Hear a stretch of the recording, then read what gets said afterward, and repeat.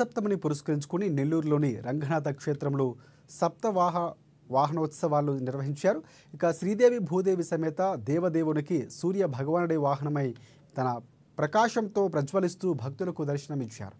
మూల స్థానేశ్వరాలయంలో రాష్ట్ర దేవాదాయ శాఖ మంత్రి ఆనం రామనారాయణ రెడ్డి సూర్య భగవానునికి నిర్వహించినటువంటి అభిషేక కార్యక్రమాల్లో భక్తులతో కలిసి పాల్గొన్నారు.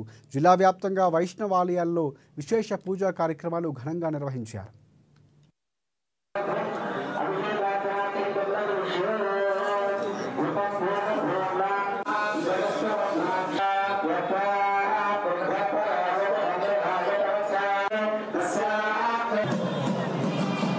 రథసప్తమి అని మనకి పురాణాల కాలం నుంచి సూర్యనారాయణ స్వామిని ఆరాధించుకోవడం, ఆదిత్యుడి యొక్క వెలుగులతో ఈ భూ ప్రపంచంలో ప్రతి ఒక్కరికి వెలుగునిచ్చే విధంగా మన జీవన సరళి సూర్యోదయంతో ప్రారంభమవుతుంది.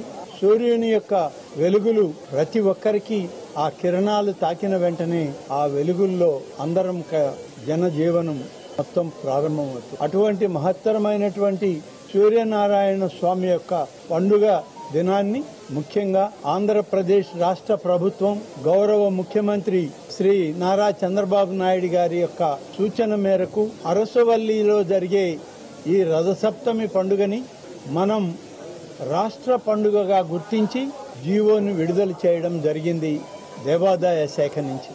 గతంలో అనేక మంది రథసప్తమి దినాన్ని అరసవల్లిలో ఉన్న సూర్యనారాయణ స్వామి ఆలయాన్ని పండుగ వాతావరణంలోకి తీసుకురావాలి అని చెప్పి ప్రయత్నం చేసినా అది సఫలీకృతం కాలేదు.